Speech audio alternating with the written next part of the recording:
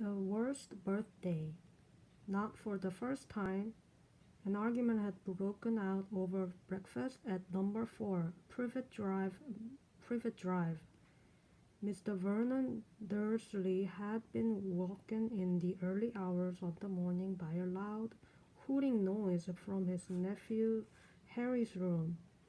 "Third time this week," he roared across the table. "If you can't control that owl, it'll have to go."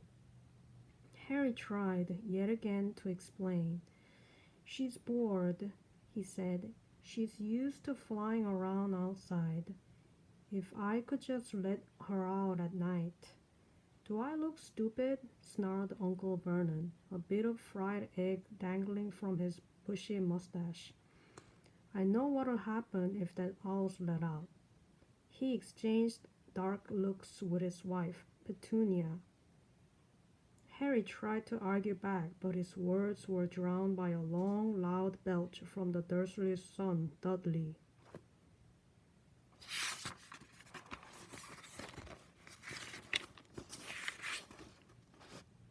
"I want more bacon." "There's more in the frying pan, sweetums," said Aunt Petunia, turning misty eyes on her massive son. "We must build you up while we've got the chance. I don't like the sound of the school food." "Nonsense, Petunia. I never went hungry when I was at Smeltings," said Uncle Vernon heartily. "Dudley gets enough, don't you, son?" Dudley, who was so large his bottom drooped over either side of the kitchen chair, grinned and turned to Harry. "Pass the frying pan." "You've gotten the magic word," said Harry irritably. The effect of this simple sentence on the rest of the family was incredible. Dudley gasped and fell off his chair with a crash that shook the whole kitchen. Mrs. Dursley gave a small scream and clapped her hands to her mouth. Mr. Dursley jumped to his feet, veins throbbing in his temples. "I meant please," said Harry quickly. "I didn't mean—" "What have I told you?" thundered his uncle, spraying spit over the table. "About saying the M word in our house." "But How dare you threaten Dudley?" roared Uncle Vernon, pounding the table with his fist. I warned you. I will not tolerate mention of your abnormality under this roof." Harry stared from his purple-faced uncle to his pale aunt, who was trying to heave Dudley to his feet. "All right," said Harry, "all right." Uncle Vernon sat back down, breathing like a winded rhinoceros and watching Harry closely out of the corners of his small, sharp eyes. Ever since Harry had come home for the summer holidays, Uncle Vernon had been treating him like a bomb that might go off at any moment, because Harry Potter wasn't a normal boy. As a matter of fact, he was as not normal as it is possible to be. Harry Potter was a wizard fresh from his first year at Hogwarts School of Witchcraft and Wizardry. And if the Dursleys were unhappy to have him back for the holidays, it was nothing to how Harry felt. He missed Hogwarts so much. It was like having a constant stomachache. He missed the castle with its secret passageways and ghosts. His classes, though perhaps not Snape, the potions master. The mail arriving by owl, eating banquets in the great hall, sleeping in his four-poster bed in the tower dormitory, visiting the gamekeeper Hagrid in his cabin next to the forbidden forest in the grounds, and especially Quidditch, the most popular sport in the wizarding world. 6 tall goalposts, 4 flying balls, and 14 players on broomsticks.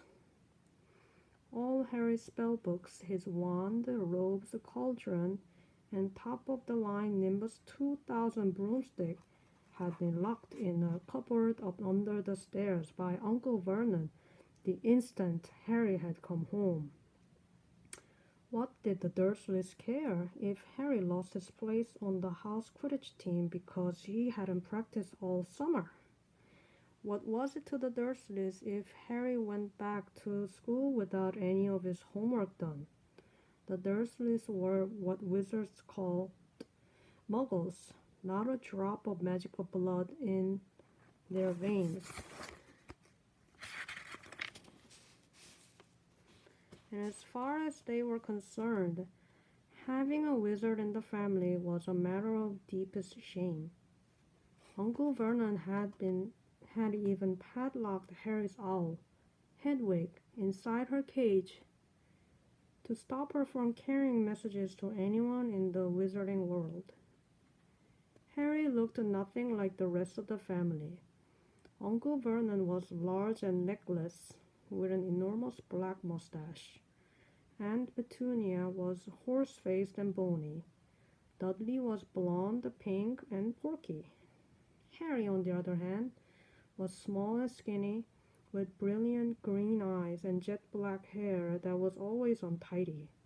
He wore round glasses, and on his forehead was a thin, lightning-shaped scar. It was this scar that made Harry so particularly unusual, even for a wizard. This scar was the only hint of Harry's very mysterious past, of the reason he had been left on the Dursleys' doorstep 11 years before. At the age of 1 year old, Harry had somehow survived the curse from the greatest dark sorcerer of all time, Lord Voldemort, whose name most witches and wizards still fear to speak. Harry's parents had died in Voldemort's attack, but Harry had escaped with his lightning scar, and somehow nobody understood why. Voldemort's powers had been destroyed the instant he had failed to kill Harry. So Harry had been brought up by his dead mother's sister and her husband. He had spent 10 years with the Dursleys, never understanding why he kept making odd things happen without meaning to, believing the Dursleys' story that he had got his scar in the car crash that had killed his parents. And then, exactly a year ago, Hogwarts had written to Harry, and the whole story had come out. Harry had taken up his place at Wizard School, where he and his scar were famous. But now the school year was over, and he was back with the Dursleys for the summer.